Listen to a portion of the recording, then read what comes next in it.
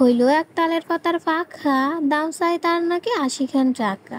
আরে বাপুরে, মগের মূল্য পাইছো না? টাকা কি তোমাকে কাছে গাছের পাতা যে গাছ ধরে দিলাম এক ঝাঁকা, আর নিচে পড়ে সব পাতা হয়ে গেল টাকা। তো যাই বলো বাপু, দিয়ে ৮০ টাকা কিনে আনবো ওই তালের পাতা? আমি বাপু মোটে ওইরাম মানুষ না। তো যাই কও বাপু, এই গরমে ওই পাখা কও আর পাতা কও, কিছু একখান না হলে তো মোটে চলছে না।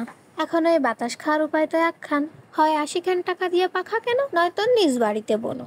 তা বুদ্ধি কি আমার কিছু কম আছে নাকি? সোজা হাঁটলাম তাল গাছের কাছে, দেখি নড়ি চিড়ে বাতাসে যদি একখান পাতা পড়ে, সাথে সাথে তাহলে নিয়ে আসবো খুঁটিয়ে। পাতা এনে বাড়িতে পাতাগুলো একটুখানি মেলায় কয়খান ইট চাপা দিয়ে দেবো থুয়ে। মাত্র একটা দিন পরে এসব পাতা যাবে শুকোয়। ব্যাস কেল্লা ফতে। এখন সেই শুকনো পাতাগুলো নিয়ে আসবে উঠোয়ে, এরপর কাইচি দিয়ে নেবো কাটিয়ে। তবে হ্যাঁ, কাটতে কিন্তু হবে গোল করে।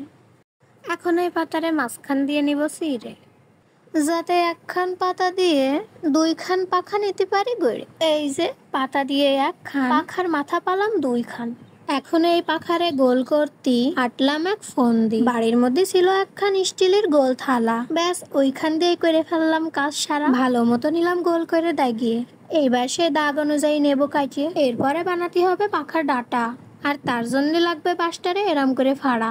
এরপরে ফাড়া বাঁশগুলোরে চাইছে সুন্দর সুন্দর কটা ডাটা বানাতে হবে। এরপরে আবার লাগবে না কটা শলা, যা দিয়ে যাবে ওই পাখার চারিপাশ মজবুত করে বান্ধা। এবার সে বানায় রাখা ডাটার মধ্যখানে সেই গোল করে কাটে রাখা পাতা দিতে হবে পুড়িয়ে।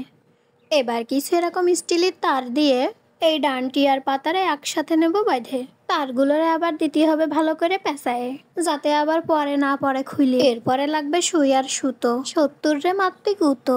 আরে না রে বাবু, এরাম কিছু না, আমার আবার অত ৭০ কিছু নেই। যাই হোক, এবার সেই সুই আর সুতো দিয়ে শলাগুলোরে পাতার সাথে সেলাই করে নিতে হবে। এই যে সেলাই করা শেষে আমার তালের পাতার পাখা কিন্তু তৈরি হয়ে গেছে। দোকানদার আমার সাথে কাজে করলে একখান পাখা নিয়ে এক গাদা পাখা বানায় দোকানদারের মুখে একেবারে দিছি ঝামা ঘষিয়ে। আহা, তোমরা আবার কবা আইসিয়ে ৮০ টাকা চাবে না কেনে? দোকানের পাখায় যে রং থাকে। কি ভাবিস, ও সুযোগ আমি তোমাকে দিবানে? আরে গুণ ক্ষমতা কিছু আমার কম আছে নাকি? পাখা যখন বানাইছি দোকানের চেয়ে বেশি, তখন দোকানের চেয়ে আমার পাখাই হবে বেশি সুন্দর। রংগুলো দিছি একেবারে গাঢ় গাঢ়, দেখতেও লাগতেছে কলম বিশাল ভালো, আর বাতাসও হচ্ছে একেবারে কলিজা জুড়ানো। এইবার সত্যি সত্যি কওদিন বাপু, ওই বিটার ৮০ টাকার পাখার চেয়ে আমার এই বিনা টাকার পাখায় কি কোনো কমতি আছে? আরে জানে তো নেই রে, তাইলে ভিডিওটা শেয়ার না দিয়ে বসে আছো কেন?